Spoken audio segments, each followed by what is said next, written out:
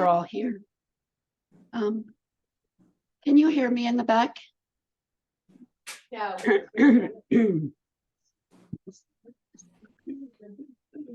Am I good? You're good, yeah. Okay. Okay. Now can you hear me? Can you hear me in the back? Okay. Mabel, tell me if you can hear me. It doesn't feel like you're amplified. I don't think there's a mic. You're gonna have to yell to everyone. This is your mic. Oh, this is my mic. Yes, We're not recording yet, are we? yes. I've been recording for half an hour. Oh, okay. There you. So good afternoon, everybody, and welcome. And we're so glad that you made the time to come here and be with us today. This is our third presentation for our speaker series. Mabel, can you hear me? Not really. Oh, great. You pull the mic a little closer to you. Okay. It might work. Okay, I don't want to bother anything there.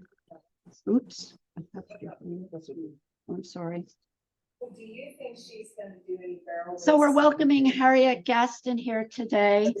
And some of us in our Dunnings Creek meeting, our Peace and Social Concerns Committee, have already met her for luncheon and for meeting for worship and for discussions. And we've heard some of her stories and her insights, but we're so looking forward to hearing much more today.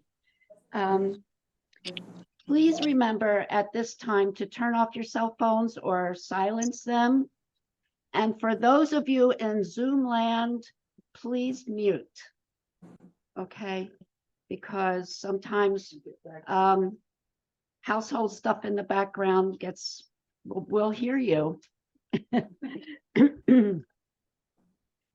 And at this time, at the end, if you find that you've been enriched by this experience, or if you've learned and would like to see more of these events, there are donation jars around, and that would help us to continue bringing these presentations to the community so we can hear more stories about what's going on in our world, past and present.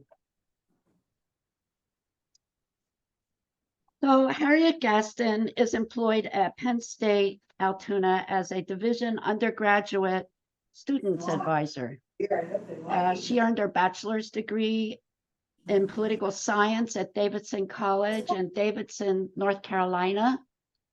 Her master's degree is in student services personnel from Vanderbilt University. That's in Nashville. Harriett is involved in the campus's annual African American Read-In. She's a busy woman, folks. Listen to this. The Diversity, Equity, and Inclusion Committee, Pennsylvania State University's Campus Coalition for Student Success, and is involved in the Blair County community through programs such as Leadership Blair County, Arts Altoona, the African American Heritage Festival of Blair County, that's a big deal, and Hollidaysburg Heritage Group Tour Committee, and has chaired the African American Heritage Project of Blair County since 1997. I did the math, that's 26 years. The project was created to research and document Blair County's Black history. And she's gathered her research from local African American history, and it's built upon the gathering of stories, photos, newspaper articles, books shared with her by members of the project, the local African American community and their extended families, the Blair County Genealogical Society, the Blair County Historical Society, and other community residents. And if you want to know more about her research on your programs, there is an address for her blog, and you can find out much more by going to that. Not now, later. There will be a Q&A time afterwards. She welcomes questions. And there in the back where Marcia's standing, right around the corner, there are some 3x5 cards that you can make comments and suggestions for speakers in the future, because we do intend to keep going, possibly in January, but that depends on how COVID is happening in January. We'll see. Stay tuned. Oh, dear heavens. So in the matter of Quakers, we always begin with silence. So we will sit in silence and Ms. Gaston will speak out of the silence when she is ready.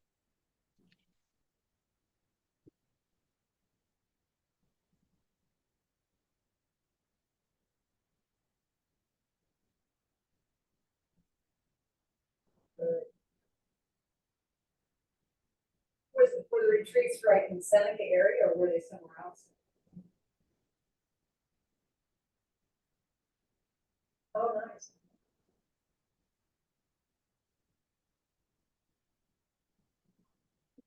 Okay.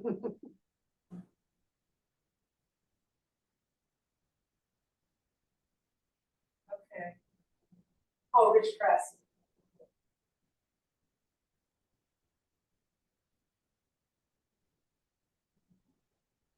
Good afternoon. As she so eloquently put it, I'm from Charlotte, North Carolina, so you'll hear a y'all every once in a while. Before I begin, I want to thank the Dunning Creek Church and the Peace and Social Committee for inviting me. Members of that committee, could you just raise your hand? So if you're interested in joining that group, you now know who you can pick on. So how I got here is because Miss Sylvia Deloja saw me presenting in Hollidaysburg, and she lives in a community nearby called Duncansville, and she apparently spoke highly of what I presented, which was about Blair County history. But as I've told folks in the past, when I do research earlier than 1846, I must go to Mother Bedford and Huntington County to get the records.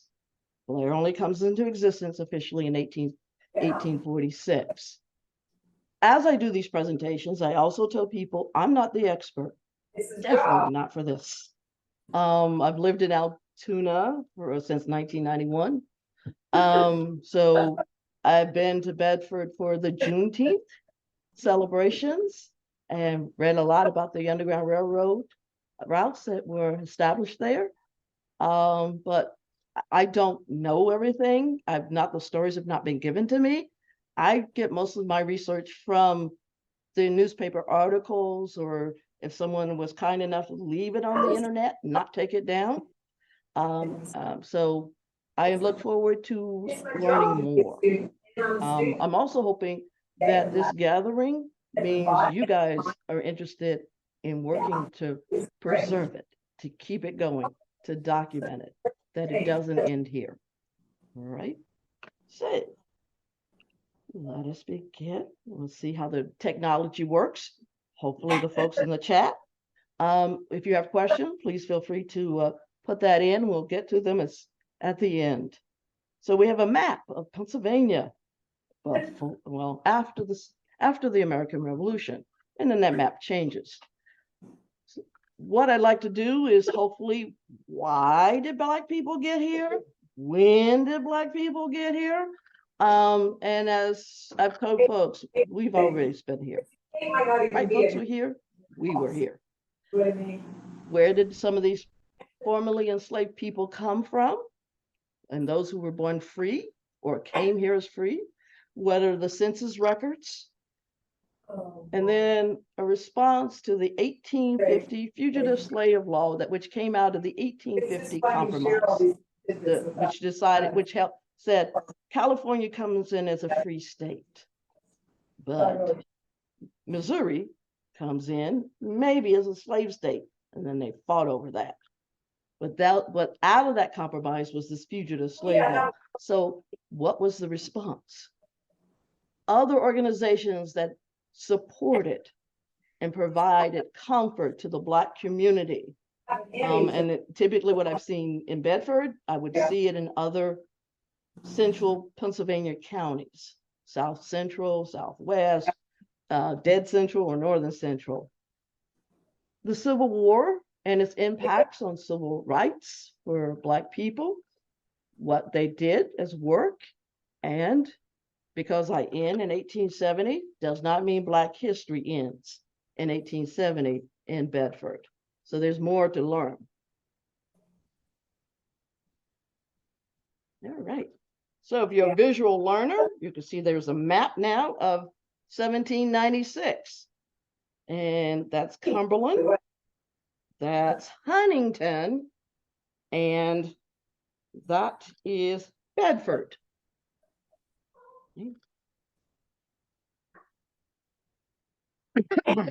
Looks a little bit better. This is 1840. So Bedford's gotten smaller. Huntington's gotten smaller.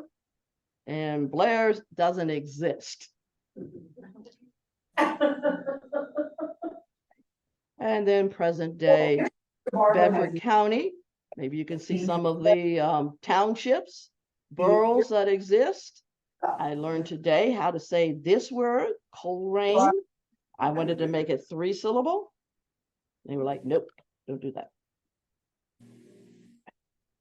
So in 1771, Bedford is formed out of of Cumberland. And you have Fort Bedford, which was named for a duke in England by the name. Prior to that, you had the Mason-Dixon line established. So there's that freedom line being established. Free, slave, slave free.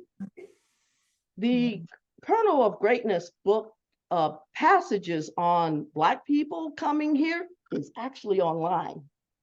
The rest of the book, no. But there's a good bit of what they put in, and that's what I'm looking at to determine when did Black people get here. So in 1763, Garrett Pendergrass, who was a tavern owner near what we call Fort Bedford, is listed as owning several enslaved people. In 1780, the Commonwealth of Pennsylvania puts in as its tax law, if you have enslaved people, you must treat them as property. We need to know who is your property, because that impacts your taxes, how much you're going to pay. Okay. So I didn't list the name of the enslaver, but the name of Hercules, Ned, and Sam. Hercules was 55, Ned was 30, Sam was 17. When you see a name that's bold, that means I know that I recognize them as being Black people. Okay. The 1790 census record listed Jim, a free Black man living in Bedford. And this all comes from the Kernel of Greatness. Now it continues on. There are other names, and I will get to some of them. This is probably something I've seen quite a bit here in Bedford and Blair and elsewhere, is the pathway of how folks got from slave states to free states and beyond. The Bedford Clifford route is based upon the research of Dr. Wilbert Seibert of the Ohio University and Charles Blockson, who just recently passed away earlier this year, who was a Pennsylvania State University alumnus. So Dr. William Suatata put together this book.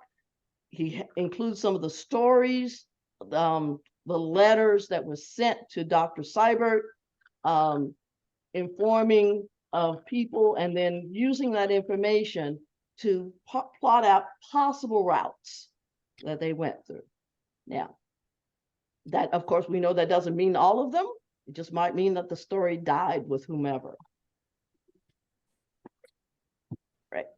So continuing on with the arrival of Black people in Bedford County, I'm going to read this out loud because it's I love the writing. Additional evidence of enslaved and indentured servants in Bedford County can be found in newspaper advertisement. An advertisement was placed in the Pittsburgh Gazette, dated the 14th of February, 1795. It stated, $5 reward. Ran away from the subscriber living in Bedford County, Bedford Township, an apprentice boy named James Shannon, about 19 years of age, 5 feet 11 inches high, round face, short dark hair, had on when he went away a sailor's jacket and overalls of striped cloth. He took with him a set of shoemaker tools, being a shoemaker by trade. Whoever takes up said fellow and secures him in any jail so that his master may get him again shall have the above reward paid by George Graham. The S's look like F's. If you're wondering, it's unique, but the type of writing of that time. Okay, so they came enslaved. When were they freed? So the Commonwealth of Pennsylvania, at their 5th General Assembly, passes an act for the gradual abolition of slavery on March 1st, 1780. It was the first act of abolishing slavery in the course of human history to be adopted by a democracy. The act prohibited further importation of slaves into the state, required Pennsylvania slaveholders to annually register their slaves with forfeiture for non-compliance and manumission for the enslaved, and established that all children born in Pennsylvania were free persons regardless of the condition or race of their parents. Those enslaved in Pennsylvania before the 1780 law was enacted were in effect enslaved for life. Another act of the Pennsylvania legislature freed those who were enslaved for life in 1847. Pennsylvania's gradual abolitionists, rather than Massachusetts' 1718-3 instant abolition, became the model for freeing slaves in other northern states. And yep, when I was growing up, nobody talked about slaves above the Mason-Dixon line. It was always the southern states. So demographics. From the archives of the Bedford Gazette, June 22nd, 1906, page 1. From 1773 to 1774, 33 slaves were listed in the lands that comprise the modern-day Bedford County. One enslaved person was in Cumberland Valley Township, and one enslaved person was in Coleraine Township. I have not found anything for the 1780 census. It's 1790 when the official census records begin for the United States. Okay, so you can hopefully see 1790, 13,124, 80 of them were non-white, 31 were free, 40 were enslaved. In 1800, 12,030 people, 20 are non-white, 24 are free, 5 enslaved. And probably what's happening, those new counties are being created. Okay, yeah. So that might explain why it kind of drops a little bit. 1810, 15,740, 15,746 residents, 121 are non-white. Out of that, 120 are free, and 1 is still enslaved. 1820, 20,248 residents, 172 are non-white, 341 are free Black residents, 5 are enslaved residents. Question mark. I don't know how the numbers work there. 1830, 24,502 residents, 426 non-white, 425 free, 1 enslaved. 1840, 29,335, 530 are non-white, 470 of them are freed Blacks. 1850, 23,052 residents, 415 are non-white, and they're all Black and free. 26,730, 488 non-white residents, 494 are free. Again, another question mark.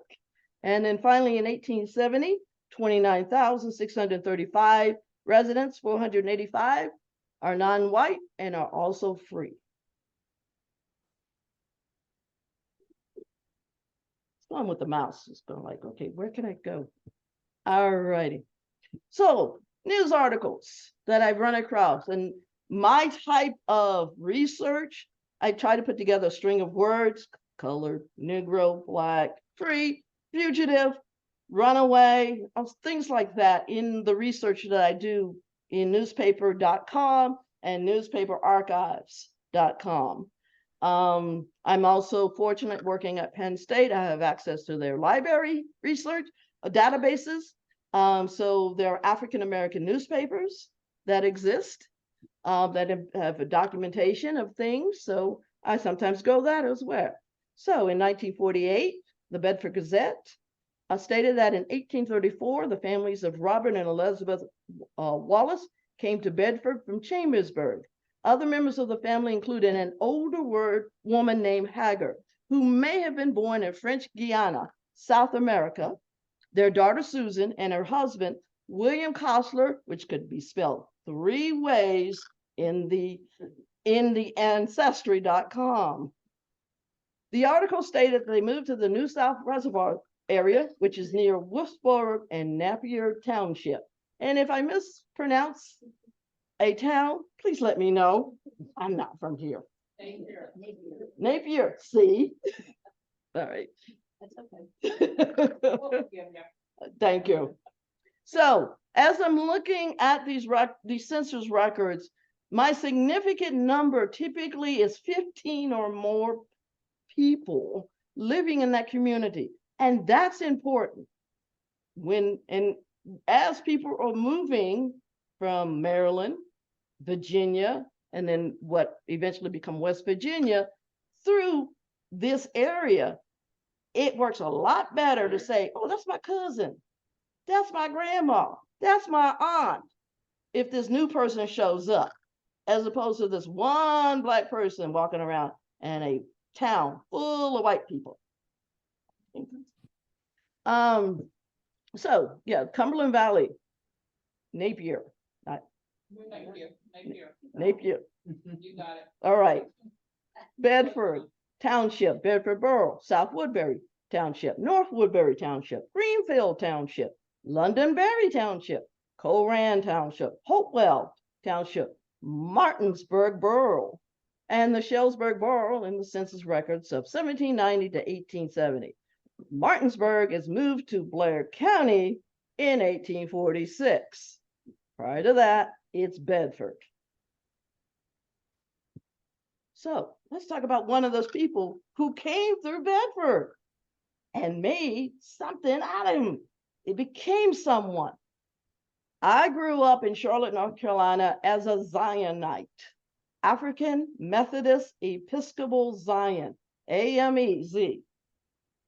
So coming up here was interesting for me to know about these Zion, we call them Zionites. Both the African Methodist Episcopal, AME, and the AME Zion Church call themselves the Freedom Church, both denominations, because of the people that were members of that church. This is one of them. She just went through Bishop, all the here comes counties that Bishop you're John familiar with. Jameson Johnson, including is his Martinsburg, name. Northwood Township, One record Never- says 1804 for his birthday, another one says 1814. From the They mid all to agree late on when he died, 1700s, 1893. 70. There were no blacks charged Born in based Berkeley, on Virginia, newspaper. which is now located in January West spring. Virginia. His mother was born free at age 15, was kidnapped and sold into slavery. She married another enslaved person and gave birth to 6 children. In 1820, as a 16-year-old, his parents and another sibling succeeded in reaching Bedford after escaping from slavery. 4 of his siblings were caught and were sold further down south. In Bedford, he was hired out as an indentured servant, and the person who hired him did not release him from indenture when the contract date and year ended. John was informed by some local Quakers that he had worked for more than 2 years beyond the agreement. Either in 1829 or 1830, John left that employer and walked to Harrisburg. And that's typical transportation. You walk it. All right. In Harrisburg, he had a religious conversion, returned to Bedford, and worked as a porter. He felt the call to become a minister to his people and went back to Harrisburg in 1833 or 1834. He was taught how to read and to write English, Latin, and Greek by private tutors. He joined the African Methodist Episcopal Zion Church and was ordained as a deacon and elder and traveled through the Alleghenies Mountains, preaching the word to formerly enslaved people and laborers. He eventually is appointed as a pastor to an AME Zion church in Philadelphia in the early 1850s. He then felt called to preach to those living in California, so California is now a state, and moved to that state. He continued to preach to new arrivals in California and British Columbia in Canada. In 1868, he was elected as a bishop of the AME Zion Church, and in 1884, his book on the history of the AME Zion Church was published. He will not be the last Bedford I still didn't hear the train. minister to publish the AME Zion history. Oh, Lord. There's a whole group of people, and I've seen, they came to Blair County, but a whole group of people, when you look at their obituaries, says the word Farquhar, Virginia. And their obituaries typically state that their former master, Thomas, I want to get the Ottaway B. Carter, freed them through his will when he dies in the late 1830s or early 1840s. It took a while for that will to be enacted because his family thought he was crazy for doing this. Eventually, the will is upheld in court, and approximately between 48 to 84 freed people leave that plantation and move north. Some obituaries state that he gave money to those who were freed so they could purchase land wherever they got to.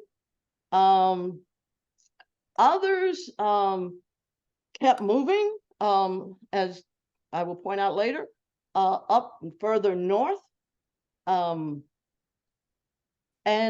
I like to tell folks, some of them wanted to stay in Virginia. Hey, that's what they knew. Whatever, Yellow Creek. But unfortunately, the laws of Virginia were changing to say to free blacks, get out, basically. Some moved to Altoona before. You're endangering our property. You're endangering our way of life, our economics by being here, because we don't want the enslaved people to have any hope that you will be freed.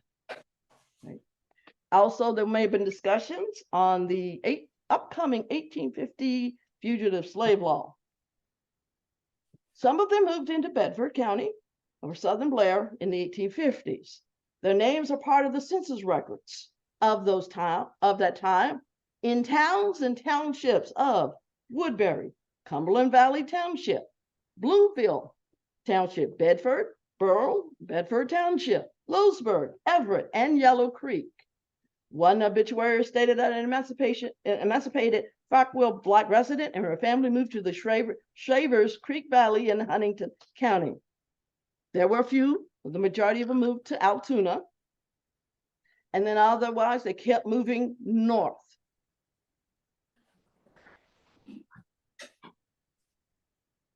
Here's a list of some of those names. Nimrod Warren, also known as Nathan, Jesse Slaughters, George Payne, spelled another way, John Ferguson, spelled another way, John Alexander, Andrew Deans, Daniel Tollers, Thomas Bruce, George Loves, John Loves, Robert Loves, Polly Love Warrens, and Cheney Love Tillman's obituaries identified that they were emancipated by T.O.B. Carter's will. Nimrod Warren and his wife, Polly Love Warren, stayed in Bedford County. Robert Love moved to Altoona and eventually moved back to Bedford.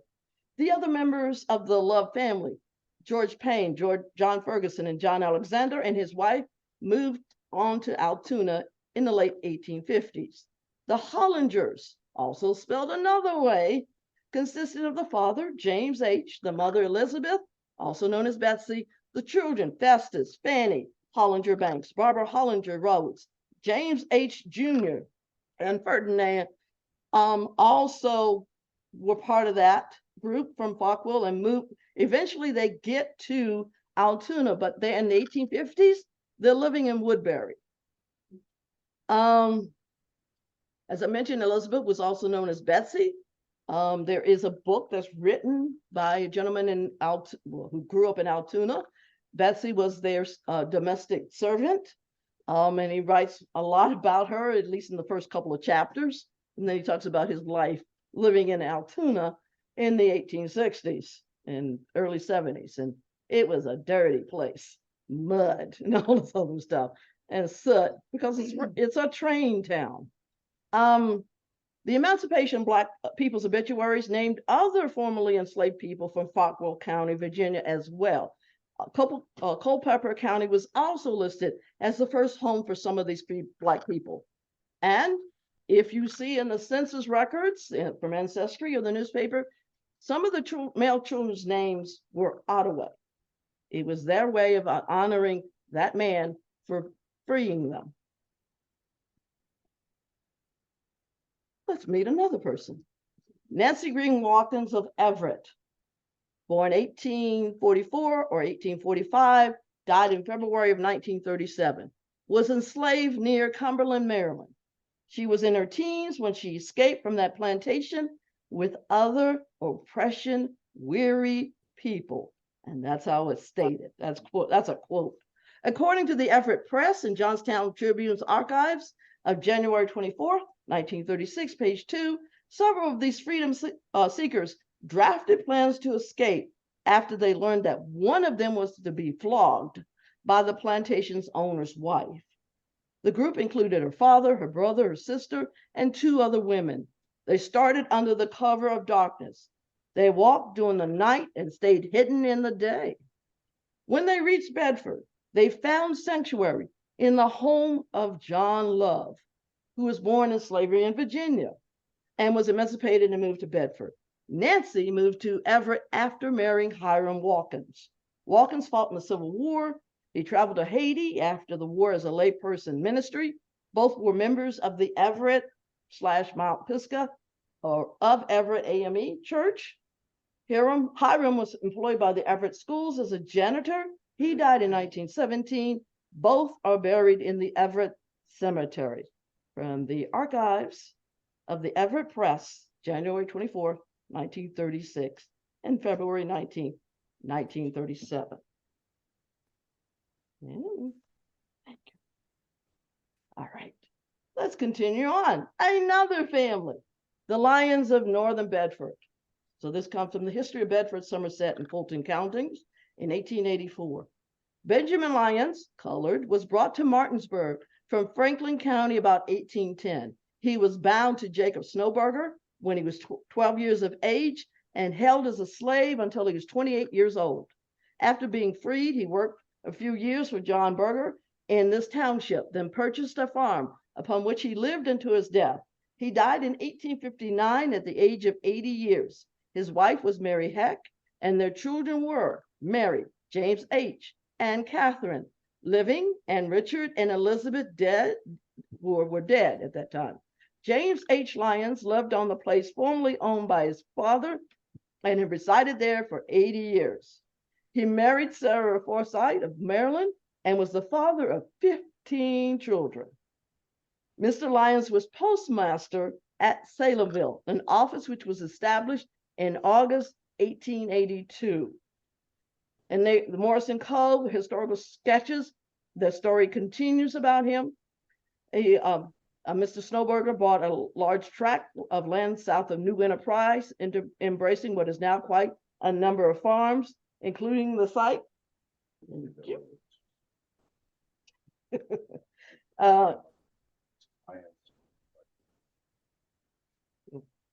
Bought a land embracing what is now quite a number of farms, including the site of Salemville.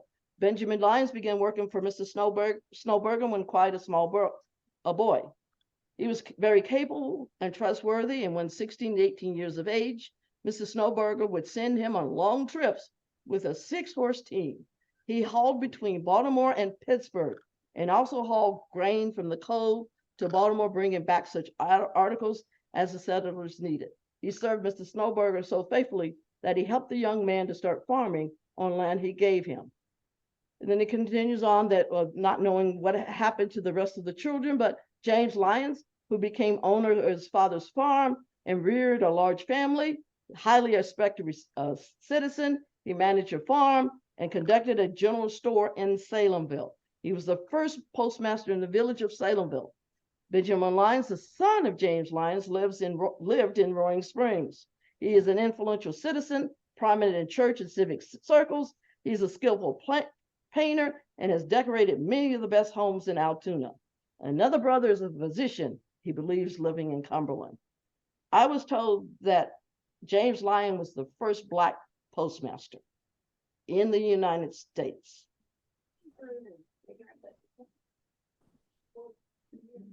The post office was there when we first started doing our history thing for Juneteenth, and with Bob Detweiler. If anybody knew Bobby D. And so there's a cemetery for the Lions. The Lions are buried in New Enterprise. When the Snowberger fought a land, they had fought. And so that's where he's buried. And it was really interesting because he was the first Black postmaster, as we did the history for that. The other thing that was interesting is that there's a Bobby D, before he died, he really wanted to preserve the grave at the home site where they're buried. And so if you go into Salemville, where the post office is there, the little house, the little building's not there anymore. It's right there on where the square is, behind that. And but there's a black iron fence in the field, and that's where the family grave site is. So I just wanted to add that while we were talking about the Lyons family. And they did come, part of them did come from Faulkner County, and that's where my family's from. So Right. It continues. sorry to interrupt you, but you know me. Thank you, Mr. Bruce. All right, so Black people and their rights or non-rights as citizens, as residents, I won't use the word citizen, as residents of what we call the United States. In 1780, as I mentioned, Pennsylvania passes the act for the gradual abolition of slavery. And in 1847, if there's anybody still enslaved, they were freed. In 1813, Pennsylvania considers a law requiring registration of Blacks in the Commonwealth.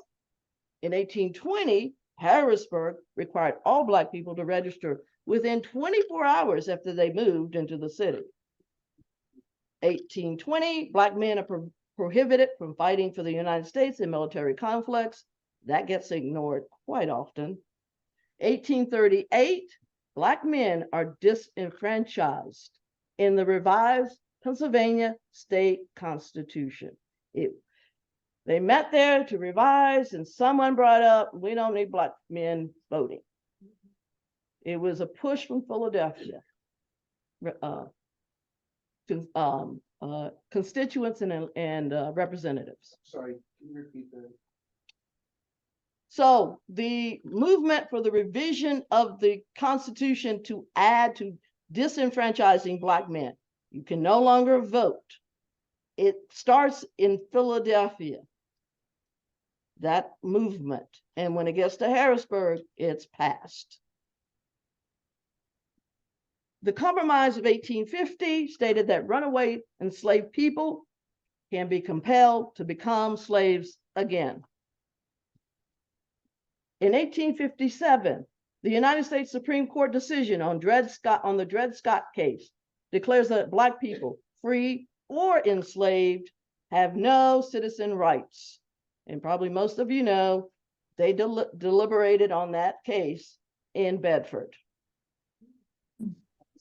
At the Springs, Bedford Springs Hotel. President James Buchanan visit Bedford Springs Hotel often. And he told those justices, you don't want to be in hot Washington, D.C. Come on up to somewhere where it's nicer, the water's clear, can cure you of things. All right. The worst decision they ever made, as most people will tell them. Philadelphia allows demonstrations, allows to be Black people to be demonstrated against African Americans. They have limited rights in court cases. However, after the Civil War, it takes some time.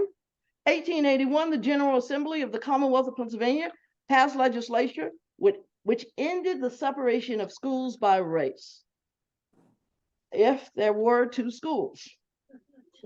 This law was drafted in response to a lawsuit by Elias Allen of Crawford County, who wanted his children to attend the school that was closest to his home. And he points toward, I believe it's the 14th Amendment, to say what you're doing is unconstitutional based upon that amendment. Oops. Prior to the 1850 Fugitive Slave Law, there actually was another one, 1793, which indeed involved again a right for slaveholder to recover an escaped slave. In response to that act, many northern states enacted legislation to protect free Black Americans who otherwise could be adopted, brought before court without the ability to produce a defense, and then lawfully enslaved, as well as those who had run away. The laws came to be known as personal liberty laws from the North and required slave owners and fugitive hunters to produce evidence that their captors were truly fugitive slaves.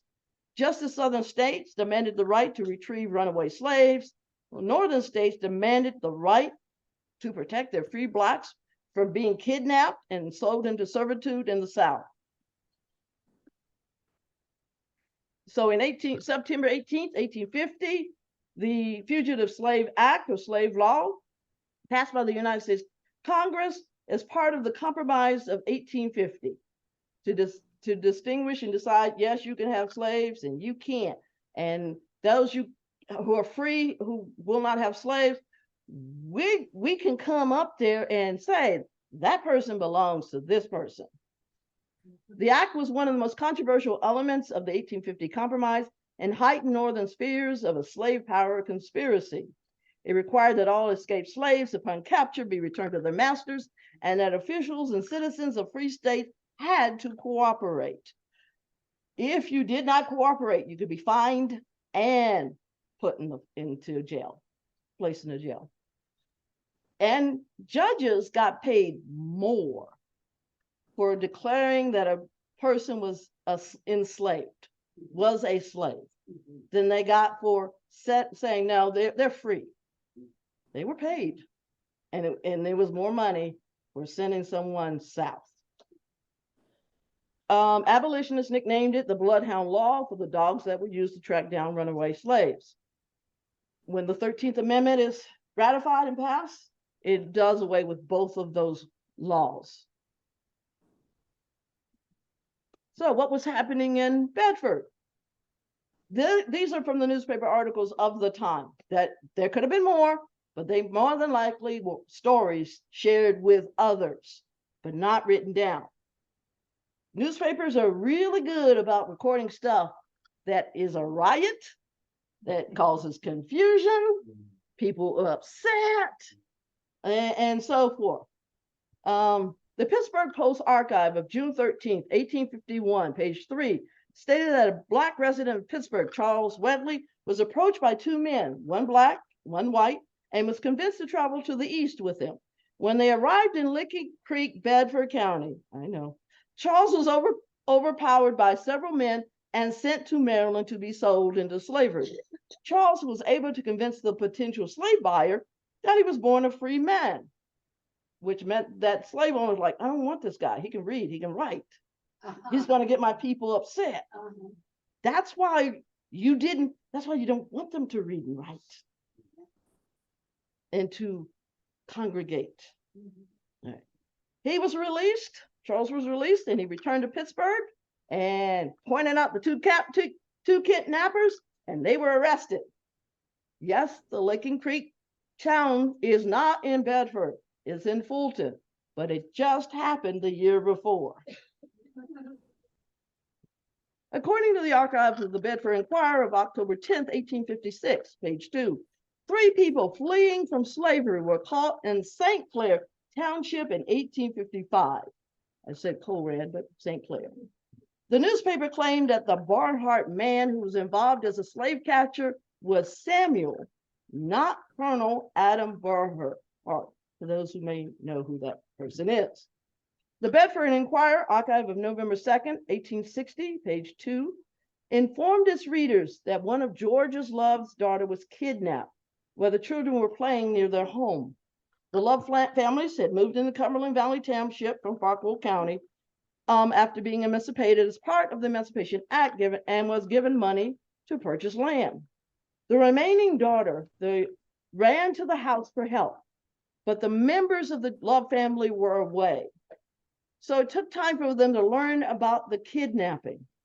The Bedford Inquirer archive of November 9th, 1860, page 2, informed its readers that the kidnapper, who was another Cumberland Valley resident, was caught and the daughter was returned to the Love family.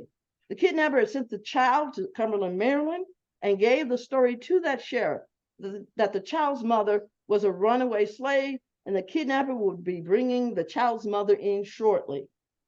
The newspaper surmised that the kidnapper was motivated by the potential reward for returning a supposed fugitive slave to their enslaver based upon the implementation of the 18th Fugitive Slave Act. The white resident was charged with kidnapping in November 1860, and the court case was continued in February of 1861, and I have nothing that says it was ever resolved or adjudicated.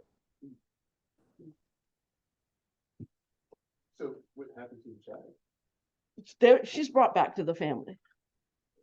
They find her. And the court case, you said it wasn't resolved. Right? Well, the kidnapper is not necessarily put in jail. Oh, I see. We don't know if he was put in jail. Oh, so he was let off. Could have been. Could have been let off. Use your imagination. Who do you know? Yeah. All right. So, there's one Bedford Amy Zion Church, doesn't mean it's Mount Pisgah, was organized in 1819. And that comes from the archives of Everett Press, July 15th, 1885, page 1. Mount Pisgah AME Zion Church recognizes 1845 as the year it was organized. William Nesbitt of Altoona, my hero, okay, represented Huntington, Bedford, Blair, Somerset, and Cambria counties at St. John's Day, held in Philadelphia in December of 1865. St. John's Day is a high day for those who are Masonic, who are Masons. Mr. Nesbitt, again of Altoona, represented the same counties plus Clearfield at the Grand Lodge held in Philadelphia in the month of December 1867.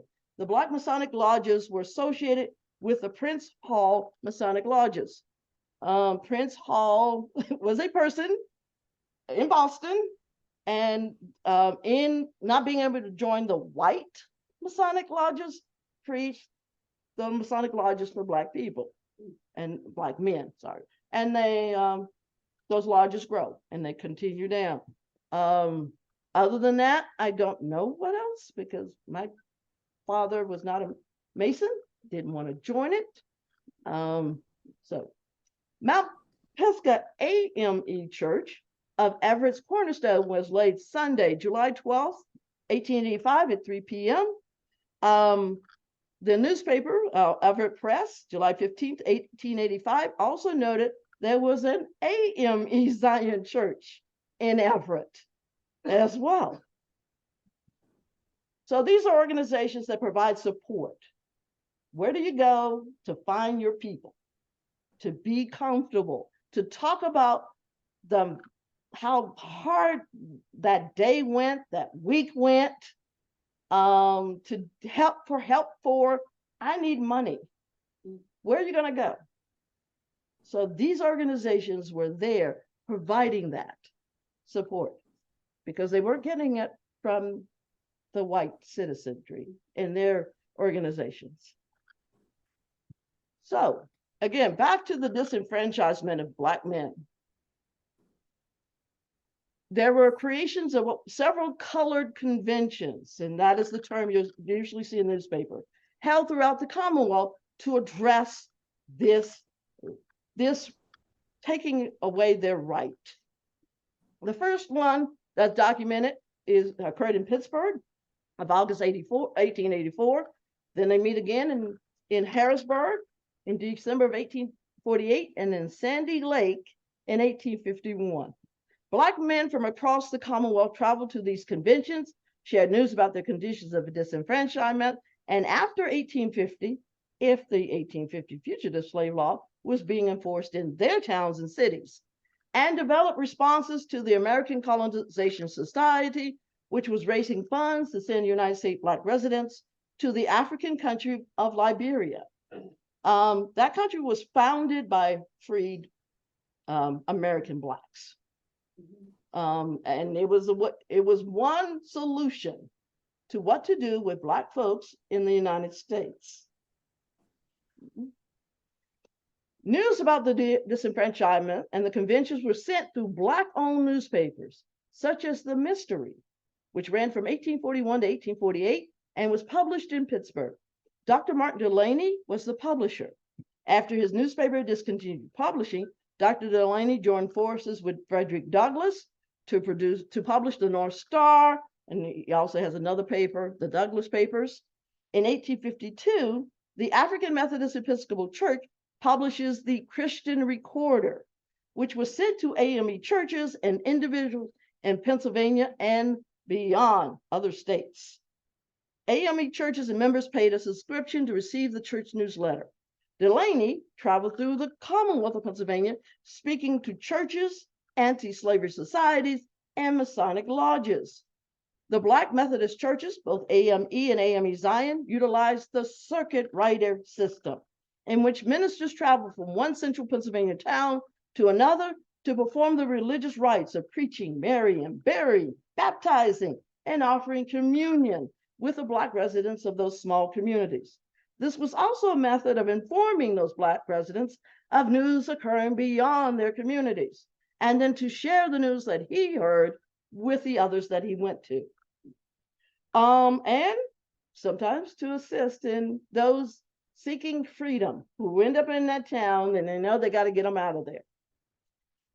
One local Bedford County minister, Reverend John Fiddler of Bedford Borough, traveled to Everett and Hollidaysburg before the Civil War. So civil rights usually comes after something of some violence. So in the case, we have the Civil War. The Bedford Historical Society has a list of the United States colored troops who did call Bedford County home. Some of those names I found in other towns like Altoona. They lived in Bedford and then moved. They did receive pensions, Black United States colored troops soldiers, but Nimrod Warren received his pension in 1916 for fighting in the Civil War. This comes from the Altoona Mirror's archive. I couldn't find it in Bedford. There could be many reasons. It's not digitized yet. John Barks' pension was increased in 1899. That's from the Everett Press archives. George Lyles came to Bedford County in 1844 as a 13-year-old from Virginia. He enlisted with Company E, the 3rd United States Infantry or United States Colored Troops. When those enlistees left Bedford, they were escorted by the all-white musical band in Bedford. His company fought at Fort Wagner, South Carolina. He survived and did patrol duty on the Florida coast from the Bedford Gazette archives of May 1st, 1903, page 1. If you've ever seen the movie Glory of the 54th United States Colored Troops, one of the last scenes is that battle at Fort Wagner. There were black men who survived. Not all of them died. So more than likely, this was part of that battle. He was also part of that, but not part of the 54. On April 26, 1870, this date was told to these people by Altoona's William Nesbitt to set aside this date and celebrate the ratification of the 15th Amendment. So this incorporated both white and black citizens and residents. The newspaper article of that time said the celebration started at 1 p.m. with a Liberty pole raised and the American flag flown on it. Then there was a parade led by the Reverend John Fiddler, which started on Union Street and ended at the courthouse. Their speaker for the day was Jacob S. Young. Preston Stewart, who lived in Bedford, was the chairman of the committee and submitted the announcement to the Bedford Inquirer, which was published on April 22nd, 1870, page 3. After the Civil War, those colored conventions continue. So Black civil rights leaders meet in Washington, D.C. to plan for the next steps in Black people gaining their rights as American citizens. In February of 1866, 3 Black leaders presented a petition to the United States senators and representatives about the proposals of the Civil Rights Amendments. In October 1864, the format of the National Equal Rights League was established at the National Convention held in Syracuse, New York. After this national convention occurred, leading Pennsylvania Black men created a statewide organization based upon the National Equal Rights League, which was called the Pennsylvania State Equal Rights League. The league was active from 1865 to 1877. In Bedford, the representative to the state meetings was William T. Barks.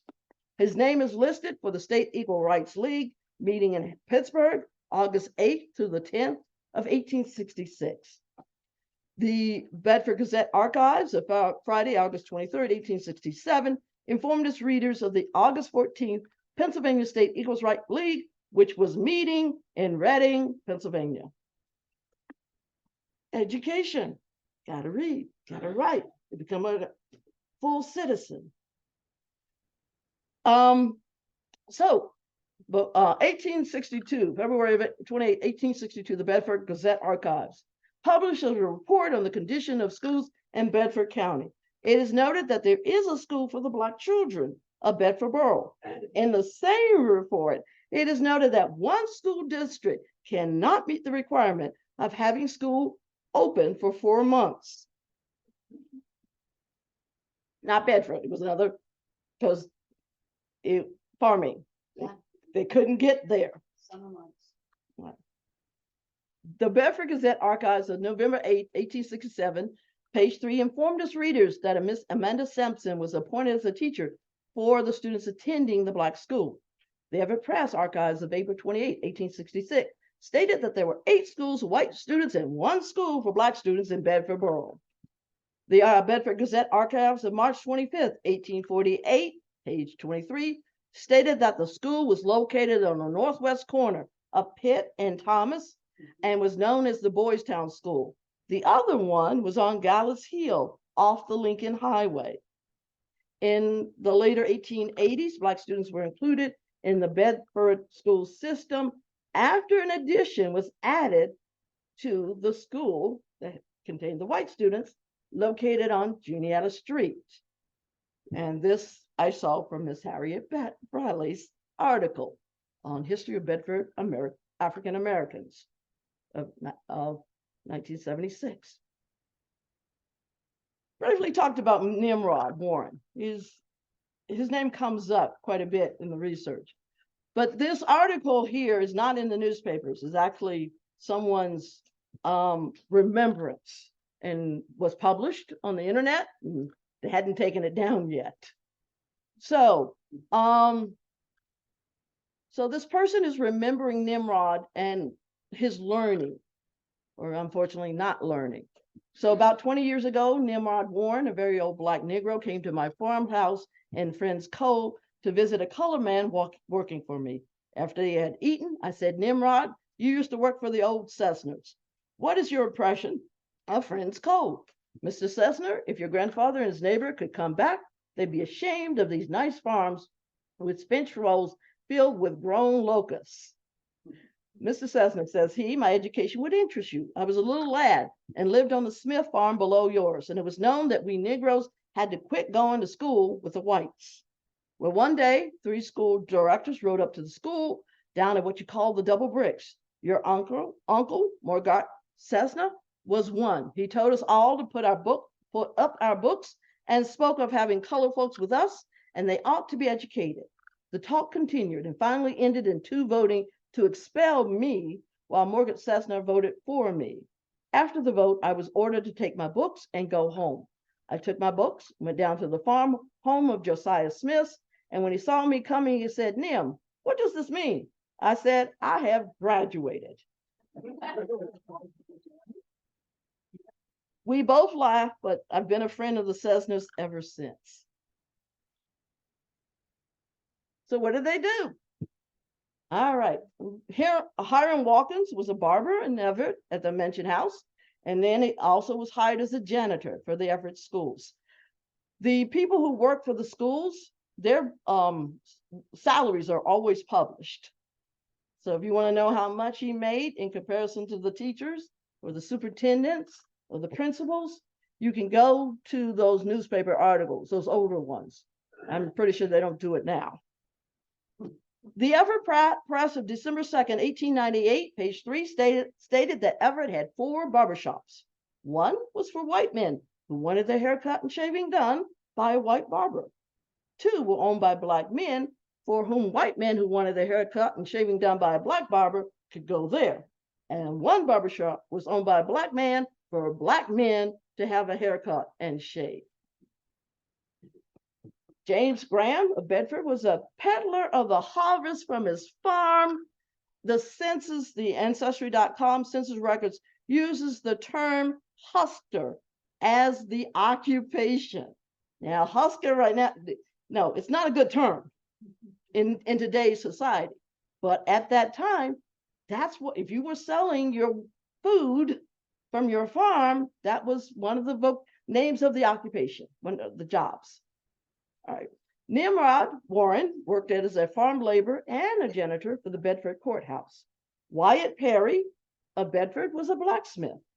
George Lyles of Bedford worked at the Washington House, which became the Grand Central, and then eventually he worked for Major Washabaugh and other well-known local white-Black Bedford men. John R. Box worked as a janitor for the Bedford courthouse and was a porter at Bedford Springs. James Fisher and John Bruce came to Everett in Washington, D.C., from Washington, D.C., and set up a photography shop in September of 1868. Their business lasted until 1898.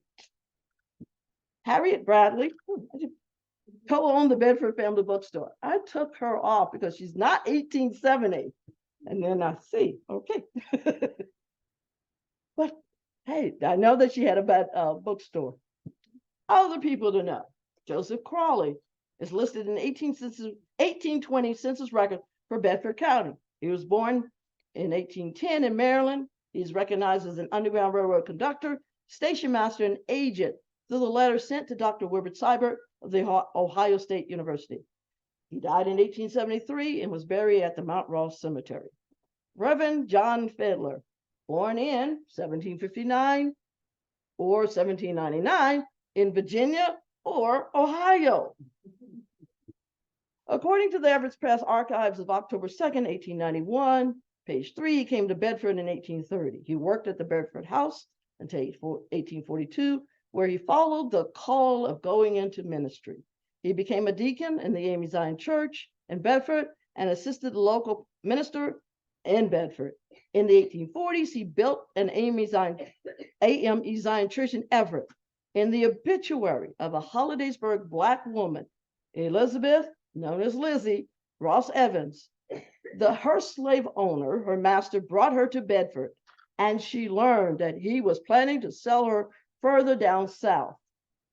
Bedford Springs brought people. Okay. So if you're wondering why would someone with slaves come to Bedford? Those waters, they were touted for health. They, and it was a wonderful place to be for aristocrats, the Virginia Aristocratic Society. So she learns that she's about to be sold further down south.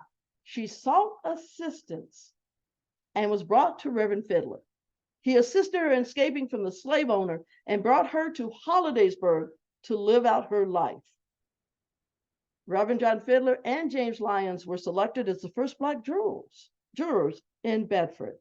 And that one came from the Jeffersonian newspaper of Brookville, Pennsylvania, of February 12, 1873, page 2.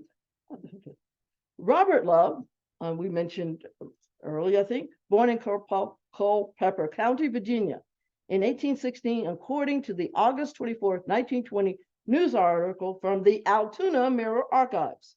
He stated that he was sold when he was 10 years old. Robert was freed before the Civil War and moved to Bedford. In 1886, Robert was drafted into the Union for the Civil War.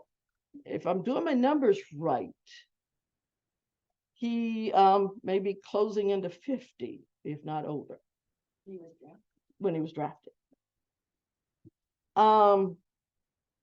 After the Civil War, he moved from Bedford to Altoona and then moved back to the Bedford County to stay in Bloomfield Township. He'd married twice. He outlived the first wife. From the Altoona Tribune Archives of August 28, 1920, page 11, he may have been 103 or 104 when he died. And according to the newspaper article, he had a sister that was 101 and his mother lived 105. I don't know if that's true or not. He's buried in the Kagi Cemetery. Am I saying that family's name?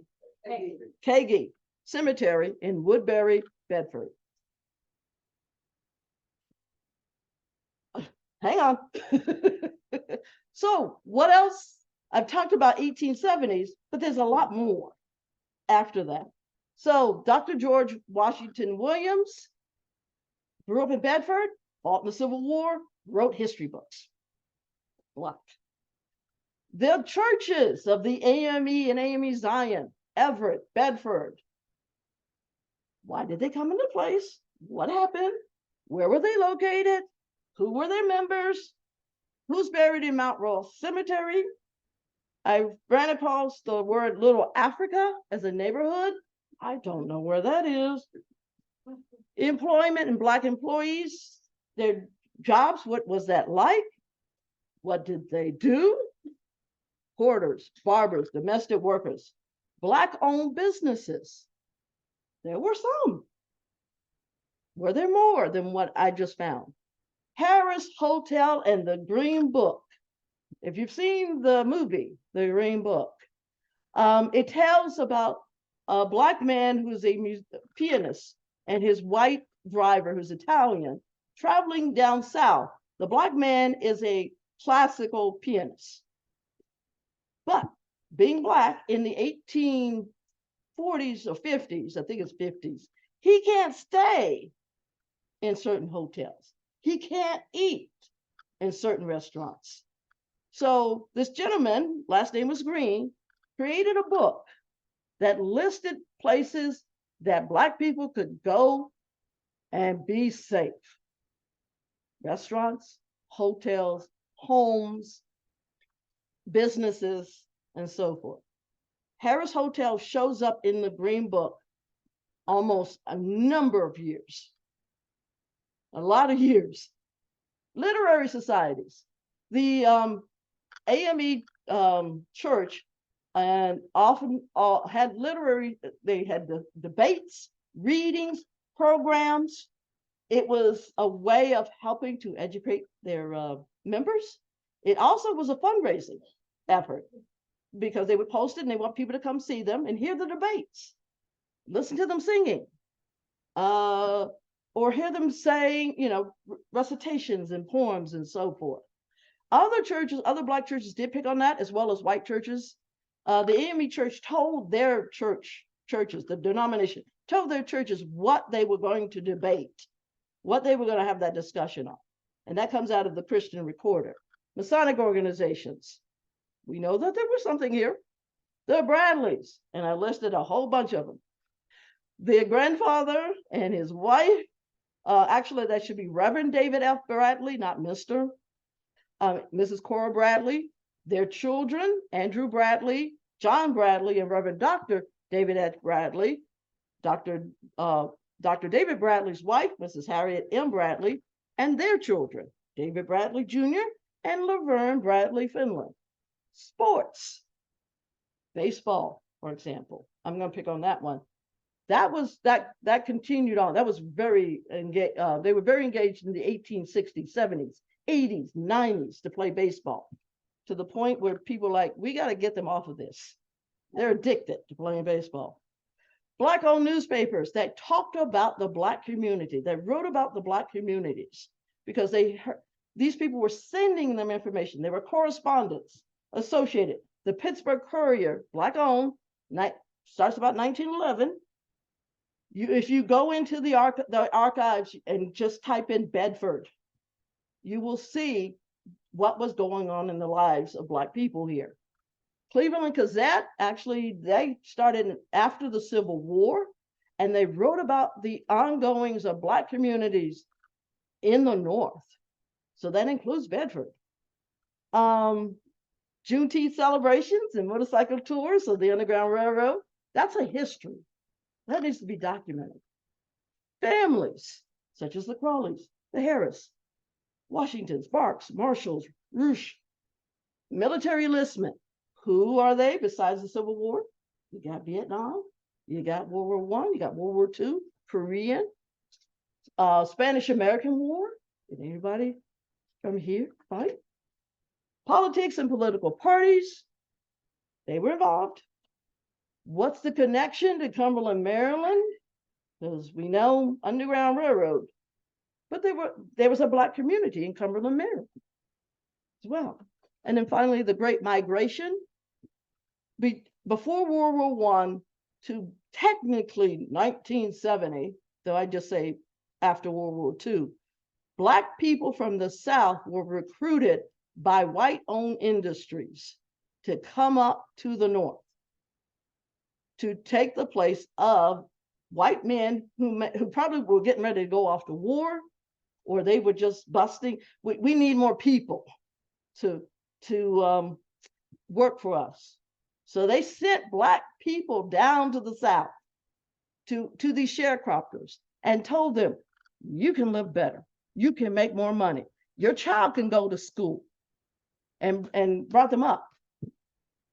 When they got here, they're from the South. They don't have clothes for the winter. The food that they might eat might be different. And so many other things. So how was that community, how was that group of people supported? How did they survive? Where did they go? Because some came here and they kept moving. All right. And, all right. If you're interested, I will be putting this on my blog. Hopefully by the end of this week. So you can see some of the stuff that I found and where I found them. And thank y'all.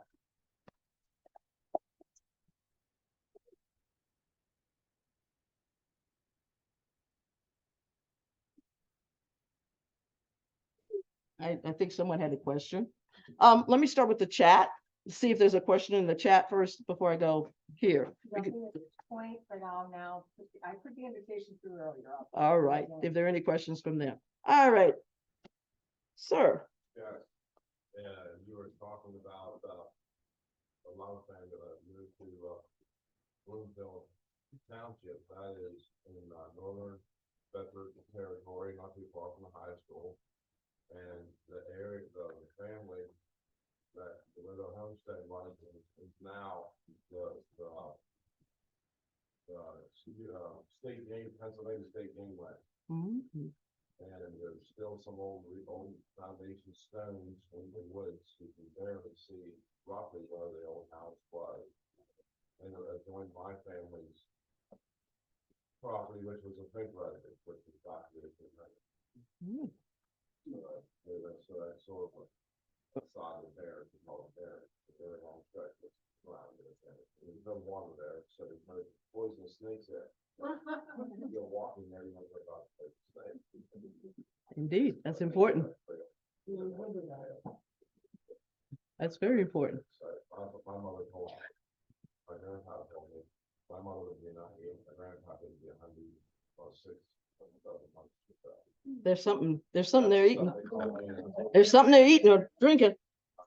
So just to give you a location, I'll drop the out, yeah, Thank you. south, it'd be in the southwestern corner of the bear, look at the map.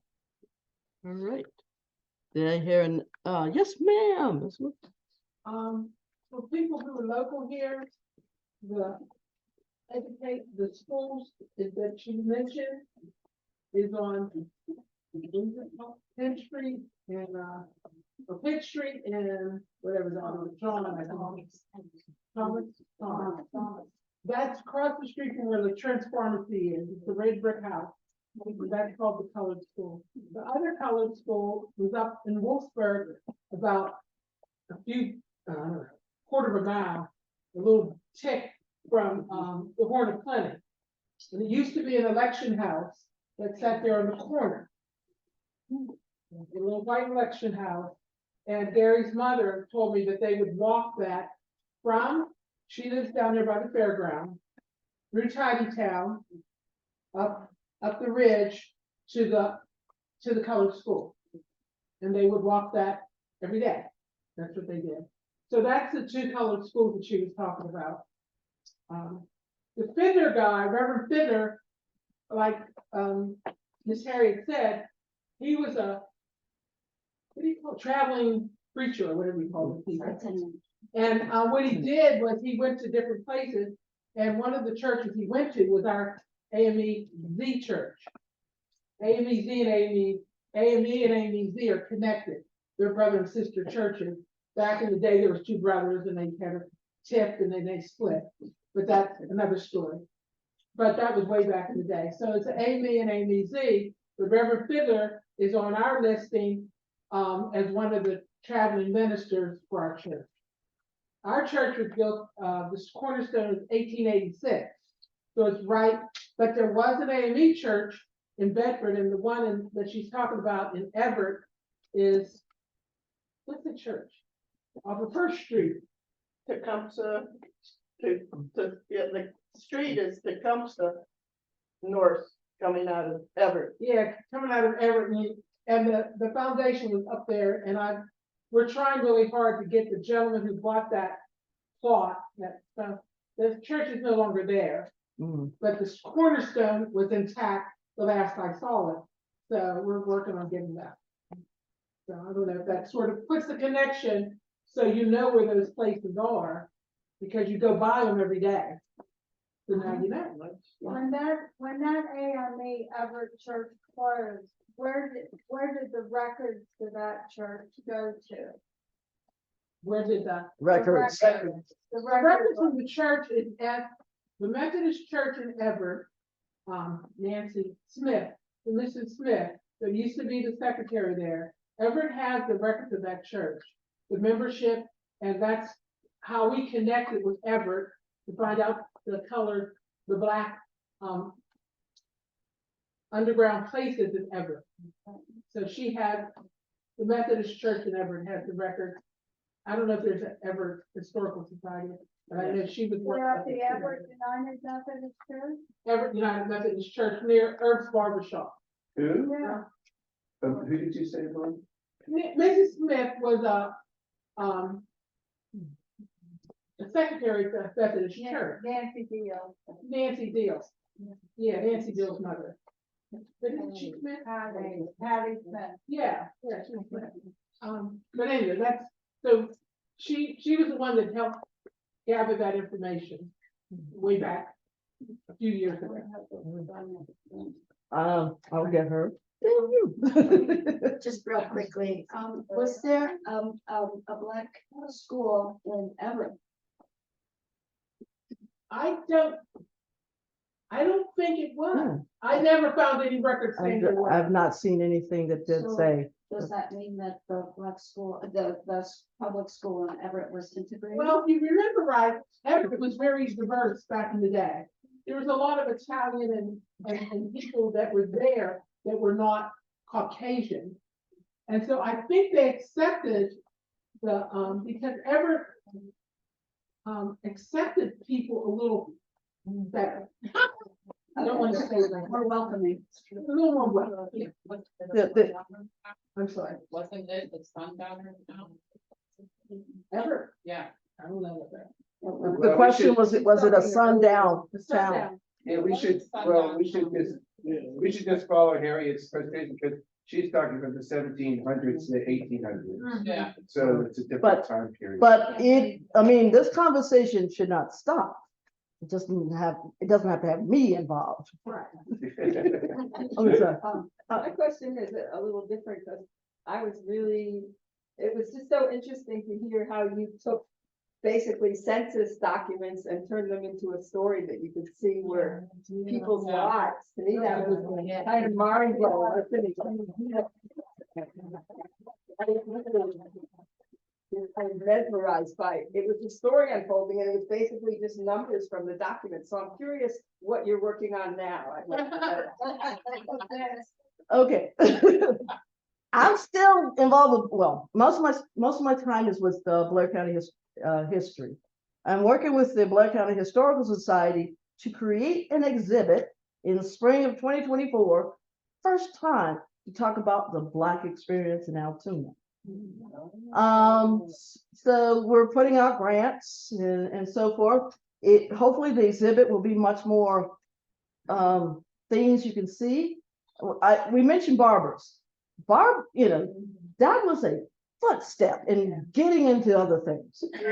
For black men, they became barbers, then they may move on to something else, because people's hair they cut, especially if they were white, more than likely had power and privilege and knew others. So they could do that, then to go on to something else. So we'll talk about the barbers, we'll talk about Underground Railroad. As you heard me talk about my hero, William Nesbitt. He was identified as the only Underground Railroad conductor in Blair County, though there are other obituaries that say no. The obituary of Benjamin H. Walker, I want to say senior, in Pleasantville? Yeah. Yeah. All right, in 1896, mentions William Nesbitt as who he sent those escaping to. So, so there is that connection with that. So that's one. I also do presentations with another group, and I'm going to be talking about an NAACP state president who was from Blair, and he was a dentist, died in December of 1969, and when his family wanted to bury him, they were told there was a covenant. For those who were wondering what covenant, they didn't bury black people in that particular cemetery. Okay. So, all right, I'm sorry. And then I'm working on something else, whatnot. So thank you though. I tell people, I live with these people now.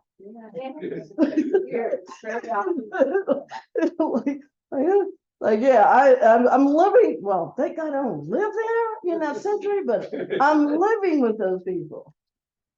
One more thing, before, and I'll be real quick, before, you all came and we were gathered here, Harriet told me that she grew up in North Carolina, in Charlotte, and went in Sunday school. Could you tell them that? Okay. I'm gonna start. Quickly. Yes, that's you. Whoops, I gotta get rid of the other one. Stop. Okay, so I grew up as Amy Zion, and Dr. Reverend David Bradley was the superintendent for education for all of the Amy Zion churches throughout the United States and actually in Africa too. So I'm looking at his, I'm looking at that name and realizing that is the person who wrote my Sunday school book. All right, let me see if I'll get it started. Can y'all see that? Yes, see it. we can see that. So before those, if you came in late, you probably missed this. This is just and now there's small words on the screen. So that will be looping. So, but I found pictures of certain Black people or cemeteries associated with Bedford, screenshot them, pasted them on a PowerPoint slide, and tried to put it together. And so in some cases, like for Garnell, I don't know if you've seen it yet. I stopped. I did a stalking. Yes.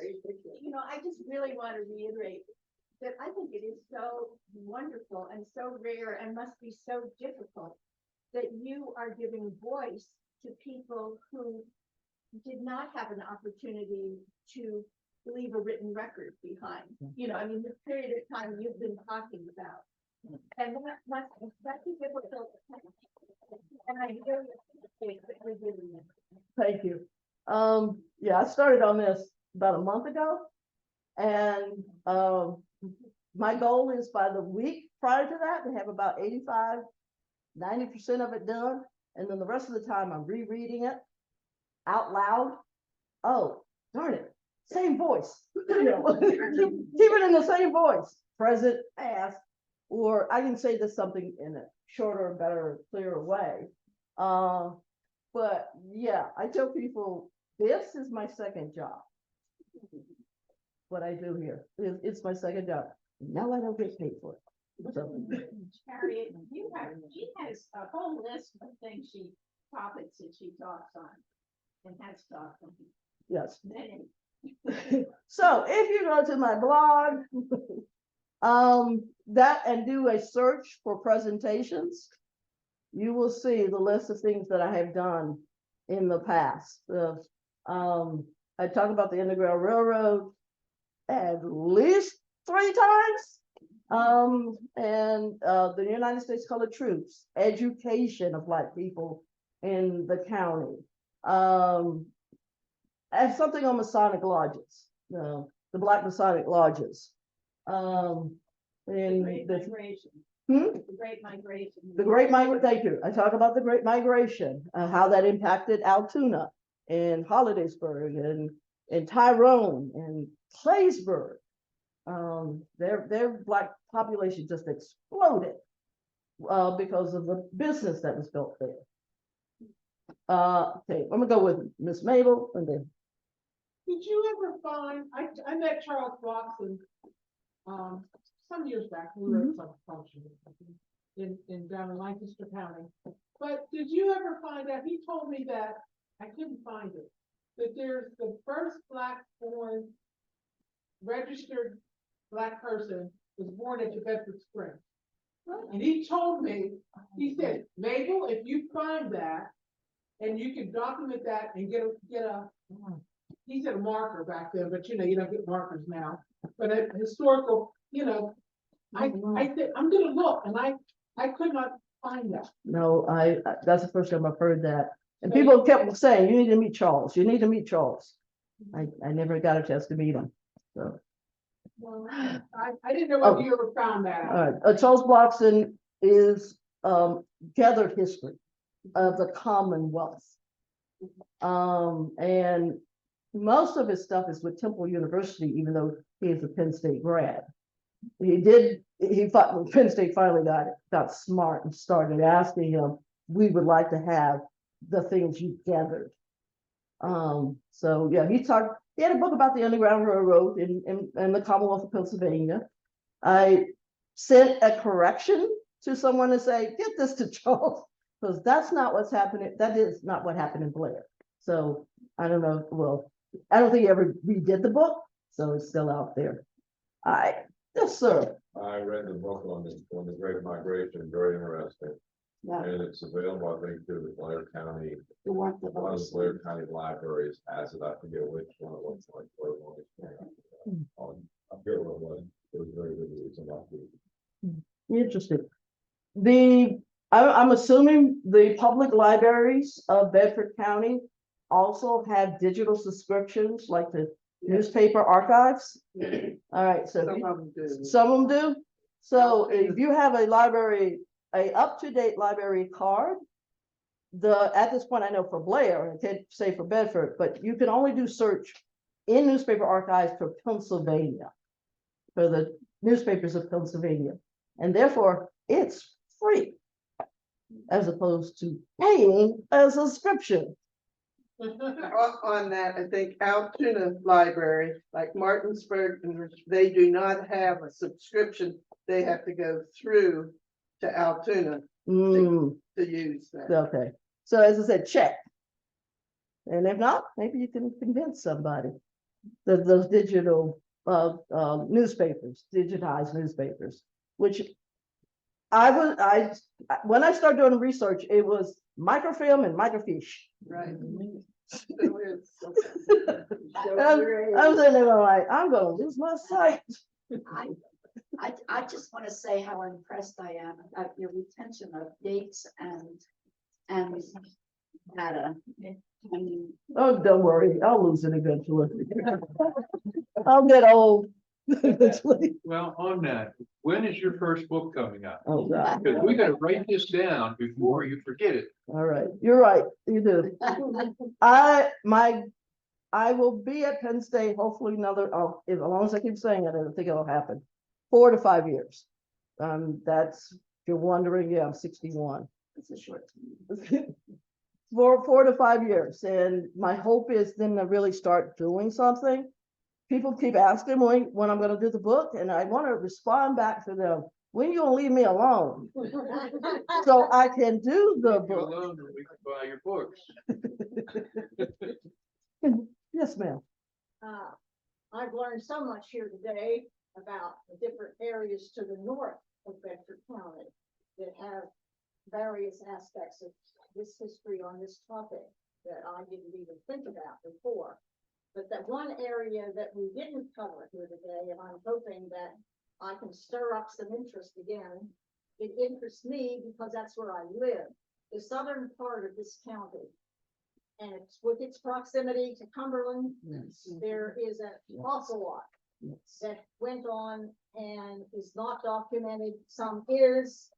I've tried to stir up some interest among some people, and I haven't gotten very far, but I haven't given up, and I do have collections of some things, and I'm hoping that if this project continues with this group, the southern part of the county will also be included, because the areas of Man's Choice, Hindman, and then get closer to Ellerslie and Cumberland, there is a vast, I mean, you have black cemeteries, you have churches that were involved, you have a very big hotel complex that also had to have had people coming there bringing black service with them, and yet, you know, you just don't get too far. You have to ask the right questions to get with the right people. So I'm hoping that that part of the county won't be forgotten. I just want to remind everyone that back in our vestibule there, are 2x5 cards with a box with suggestions. So, Yeah. please, Yeah, it's an interesting area. Shellsburg includes Shellsburg. Also. Yeah. There were stops on the Underground Railroad that some documented, some not documented. Right. And we really need to get a program, get a whole tour. When you go south into Maryland, they have tours that go to all these different spots. Yeah, that's a heritage tourism. Yeah, It's economics. it's economic, but there's no reason why Bedford County can't get into that too. So I'm hoping I can re-spark some interest in that, and if that interests you, let me know. It does interest me. Beg pardon? That's good. Yes, it interests them. Yes, it's of interest to me. Yeah. So, yeah, again, there's the Peace and Social Concerns Group. Is there anybody here from Bedford Historical Society? Well, you have members here. All right, so, Volunteers. yeah, so, yeah, you can pick on them. What? Yes, ma'am. Just to say, there's a wonderful article on last month's, maybe Smithsonian, about the Black photographers, post and Civil War era. It was quite a thing, and there are a lot of pictures in there. There's a huge collection. I think in Washington, from the Black photographers of that era. Well, when you're looking for photos, Bruce and Fisher are Black. So if you ever see it online or in some place or eBay, you might want to go for that as well. But my hope is that we're talking to each other, but we not only talk to each other, share contact information. This interests me. Let's get together. Let's work, right? So I think, is there stuff, food, drinks? Back there? There's light refreshments in the back. All right, wait, one more question, I'm sorry. I would like you to connect with an old long-term cemetery, because we had blacks in Shelburne, and we cemeteries in that area. We'd really like to connect with you. Okay. All right. Yeah, and Harriet, I think, before you go, I think you should explain, like, I understood, like, I forget what I wrote down. You had such an elegant call for participation among individuals. And I think that it's easy to imagine, just because, and Harriet's been saying it a lot of, she said it 3 times at least in the talk, just because she's up here standing here talking, it doesn't mean that, like, God has just given her a book of history and said, Harriet, go discuss this with the people. She's trying to say that there's a calling for and calling to, that it's necessary. So I think that one quick thing I want to say is that Susan was right. If you think this is if you have some thought of interest that's important, you should put it on the card, because this thing says still listening. They are listening to you, but if you don't say nothing, they're not listening to you. And so much of what happened in our county repeatedly is people don't say anything, and then they complain, oh, why don't those people do it? So just write a note on the card that Susan's talking about in the back, and they'll respond. But Harriet, can you explain why you keep telling them to talk to each other and come forward in order to tell this history? The biggest thing is I won't be here at some point.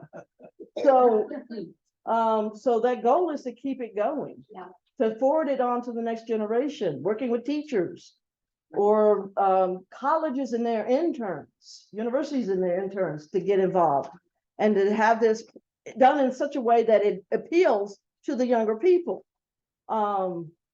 through pictures, Instagram, TikTok, whatever, so that we don't get that same thing of, well, I thought I knew, or someone used to say this and you can't find it. So, all right. Anyway, thank y'all.